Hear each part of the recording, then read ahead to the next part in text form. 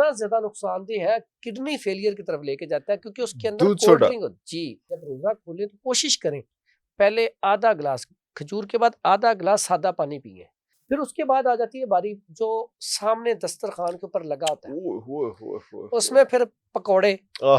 اب پکوڑے جو ہے جگر کا کینسر بھی پیدا کرتے ہیں. پورا رمضان چاول کھاتے ہیں تو اس کے بعد آپ نے اپنا ٹیسٹ کروائے لپڈ پروفائل ٹیسٹ، تو آپ کا کولیسٹرول بڑھا ہوگا، ٹرائیگلیسرائڈ بڑھا ہوگا. اب اس سے کیا ہوتا ہے کہ دل کے اٹیک کی طرف طبیعت جاتی ہے، دل کے اٹیک کی طرف جاتی ہے. ارے آپ کھائیں.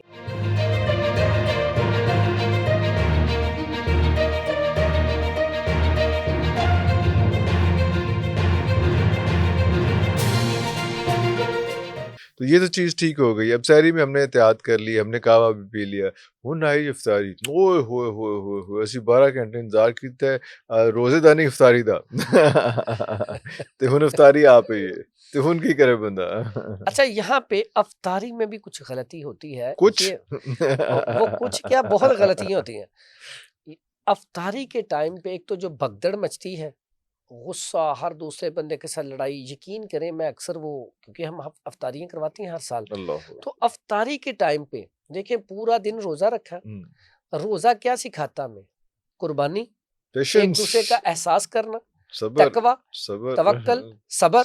جیسے قرآن مجید میں آتا ہے یا ایھا الذین آمنوا استعینوا بالصبر والصلاۃ ان اللہ مع الصابرین. یہاں پہ رب کہہ رہا ہے اللہ اے صبر کرنے ایمان والوں کے والو ساتھ مدد طلب کرو نماز کے ساتھ اور صبر کے ساتھ. لیکن اگلا لفظ ان اللہ مع، بے شک اللہ تعالیٰ کن کے ساتھ ہے؟ صبر کرنے والا. یعنی کہ اتنا بڑا کام. تو آپ افطاری میں دیکھیں، آپ کہیں افطاری کروائیں، لڑ رہے ہوتے ہیں ایک دوسرے کے ساتھ، ایک دوسرے کا چھینا چھینی. اور میں اکثر اوقات نا یہاں پہ وہ جب ہم پلیٹس لگاتے ہیں نا تو ایک دوسرے کا بھی اٹھا کے اپنے میں رکھ لیتے ہیں. دوسرا بندہ جب آتا ہے نا تو وہ بیٹھتا، وہ اس کی وہ پلیٹ میں کم ہوتا ہے. تو یقین کرے سر ہم نے کئی ایسی افطار پارٹیاں دیکھی ہیں جہاں پہ شریف لوگ انتظار کر رہے ہوتے ہیں کہ افطاری ہوگی تو پھر ہم جا کے پلیٹ بھریں گے، لیکن لوگ اس سے پہلے پلیٹ بھر کے سامان خالی کر چکے ہوتے ہیں. اور جنہوں نے ایکچوئل روزہ رکھا ہوتا ہے، جنہوں نے صبر کے ساتھ روزہ رکھا ہوتا ہے، ان کو افطاری کے لیے کوئی چیز ہی نہیں بچتی ہے. میں یہاں پہ نا پھر اکثر وہ درس میں کہتا ہوں دیکھیں ہمیں کیا چیز رمضان نے سکھائی اور کیا چیز ہم رمضان میں سیکھ رہے ہیں. سب سے پہلا کام تو آپ کے اگر پلیٹ کے اندر آپ نے پرات ہے جس میں ہم کھانا بس 4 بندے اکٹھے بیٹھتے، اس میں اگر 2 پیس آگے ہیں آپ کے اس میں چکن کے یا جس کے، اگر تو آپ میں محبت ہو تو پھر آپ اس کو چھوٹے چھوٹے پیس کر کے سارے کھائیں. اگر ہم وہاں پہ ہی انصاف نہیں کر رہے تو ہمیں رمضان نے کیا سکھایا؟ یہاں پہ سب سے بڑا.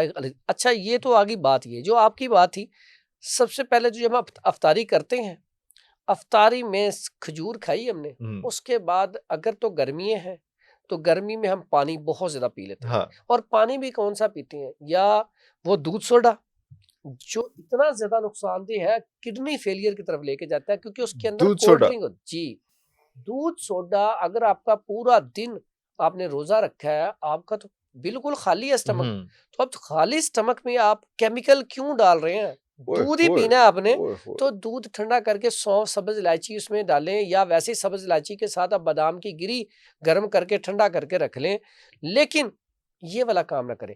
کچھ جگہ پہ ہوتا ہے وہ اس میں نا لال شربت ملا دیتے ہیں بہت ساری کمپنیوں کے، حالانکہ اس میں بھی کیا ہوتا ہے کیمیکلز، وہ بھی نہیں ڈالنا چاہیے. اچھا یہاں پہ سادہ صاحب شہد ملا لیں، آپ سادہ گڑ ملا لیں، شکر ملا لیں. یقین کریں اگر آپ نے روزہ رکھا ہے، آپ کی تھکن، جسم ٹوٹ رہا ہے، تھکن ہوئی ہے، آپ ایک کھجور کھائیں، اس کے بعد نیم گرم دودھ ہلکا سا پی لیں، یا عام دودھ پی لیں، گرمی ہے تو ٹھنڈا دودھ پی لیں ہلکا سا، فوری طور پہ انرجی آ جاتی ہے.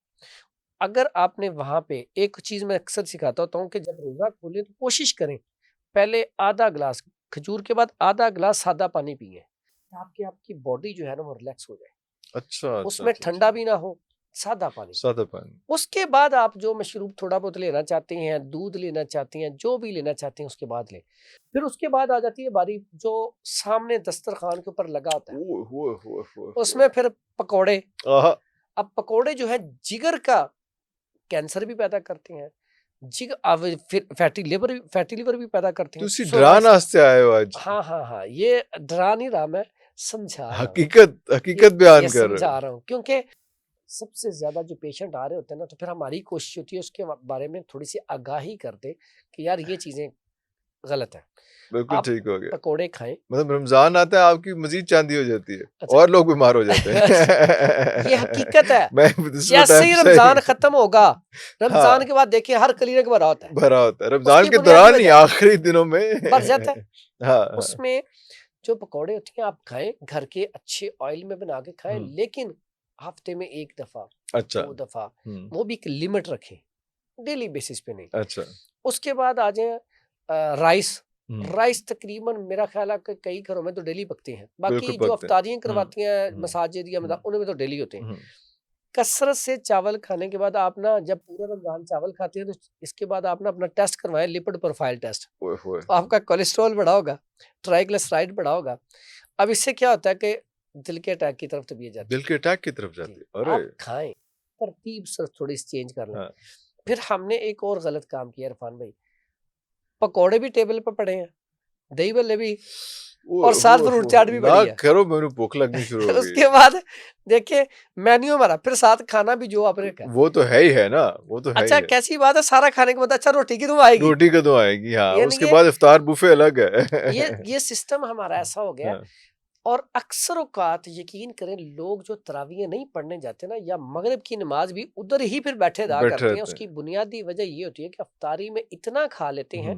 یہاں پہ نبی صلی اللہ علیہ وسلم نے کیا فرمایا ہے کہ میدے کے 3 حصے کر لیں، 1 حصہ پانی، 1 حصہ کھانا، 1 حصہ خالی چھوڑ دیں. خالی چھوڑ. اور یقین کریں افطاری کے ٹائم پہ خالی والا تو سوال ہی نہیں پیدا ہوتا، چکر ہی کوئی نہیں. اتنا بھرا ہوتا ہے کہ کئی جب رکوع یا سجدے میں جاتے ہیں نا تو وامٹنگ ہو جاتی ہے. ٹھیک ہے، یہاں تک ہمارا. اور آپ کبھی امیجن کریں، آپ بھی ہیں میں بھی ہوں، کبھی کسی جگہ پہ ہم نے افطاری میں تھوڑا سا زیادہ پانی یا کھانا کھا لیا، اس کے بعد نا ہمارا اٹھنے کو دل نہیں کرتا، کیونکہ جب اسٹمک فل ہو جاتا ہے، ڈائجسٹو سسٹم کمزور ہو جاتا ہے، باڈی بالکل جیسے بخار نہیں ہوتا، وہ انرجی بالکل ختم ہو جاتی ہے. اور بندہ کہتا ہے تراویح یار نہیں ہو سکتا، بیٹھ کے بھی نہیں پڑھی جاتی. تو اس لیے خدارا ہم اگر اپنے صحابہ کی زندگی کو دیکھیں، نبیوں کی زندگی کو دیکھیں، تو کھجور کی گٹھلی اس کو چوس کے گزارا کرتے. ہم نے ایک یہاں پہ سسٹم بنا لیا کہ رمضان میں نا، عام بھی لیکن رمضان میں تو خاص کر کے ہم کھانے کے لیے زندہ رہتے ہیں، زندہ رہنے کے لیے کھانا نہیں کھاتے. آپ نے ایک بڑی اہم بات کی یہاں پہ، وہ میں نے بھی کافی دفعہ اس کو ٹرائی کیا اور بڑا ٹھیک ٹھاک رہتا ہے یہ سلسلہ. کھجور کی گٹھلی کو آپ منہ میں رکھیں اور چوستے رہیں، اس کی کیا سائنس کیا ہے؟ اور آپ کی انرجی بحال رہتی ہے، یہ کیا سائنس ہے؟ اس میں کوئی شک والی بات نہیں سر. اس کو نا دل کے لیے بہترین قرار دیا گیا. اگر آپ کے دل کے پٹھے کمزور ہیں، فیصلہ کرنے کی قوت کم ہے، اس میں آپ کے وہ آپ ٹیسٹ کرواتے ہیں یا کچھ بھی تھوڑی سی ٹینشن آئی، آپ کا یہاں پہ پین شروع ہو جاتی ہے، گٹھلی لیں، اجوا کھجور لیں، دونوں کو آپ نا گرینڈ کر لیں. اچھا. گٹھلی جو ہے نا، اس کا بڑا آسان طریقہ ہے، اس کو لے کے نا آج کل مشینیں بڑی اچھی اچھی آئی ہوئی ہیں، گٹھلی بالکل پاؤڈر ہو جاتی ہے، بالکل ایسے گٹھلی کا پاؤڈر کروائیں، اجوا کھجور بھی کوٹ لیں. اچھا، کھجور پوری کوٹ. ہاں، اگر کھجور نہیں بیچ میں شامل کرنا چاہتے شوگر کی وجہ سے یا میٹھا نہیں استعمال کرنا، کھجور کی گٹھلی بنا لیں. گٹھلی بنا کے آپ بالکل مائنر سے، یعنی کہ ایک 500 mg کا کیپسول کتنا ہوتا ہے، اتنی خوراک آپ پانی کے ساتھ کھانی شروع کر دیں. یقین کریں دل کے لیے کمال کا رزلٹ. پھر جو آپ نے گٹھلی والی بات کی نا، منہ میں رکھ کے چوسنا. اچھا، چوسنے سے کیا ہوتا ہے؟ ایک تو چوسنے سے آپ کا جو یہ منہ ہے نا، اس کے اندر بھی طاقت آتی ہے. ٹھیک ہے، جیسے پہلے لوگ گنا چوستے تھے، ان کے دانت کبھی خراب نہیں ہوتے تھے، بالکل صحیح، دانت چمکدار بھی ہوتے تھے، بالکل صحیح، مضبوط بھی ہوتے تھے. بالکل صحیح. آج بھی میں کہتا ہوں بچوں کو گنڈیریاں کھلائیں، ہاں، گنے کھلائیں. ہاں بالکل صحیح. بچوں کو دیکھیں ان کے دانت کتنے مضبوط ہوتے ہیں. ہم نے تو ٹافیاں کھلا کھلا کے بچوں کے دانت ہی ختم کر دیے. تو یہاں پہ دل کے لیے کھجور کی گٹھلی کمال کا رزلٹ ہے. پھر ذہنی طور پہ ریلیکس کرتے ہیں، جتنی دیر تک چوس رہے ہیں نا، آپ اس پوری باڈی میں چینج، اسٹریس سے نکل جاتی ہے.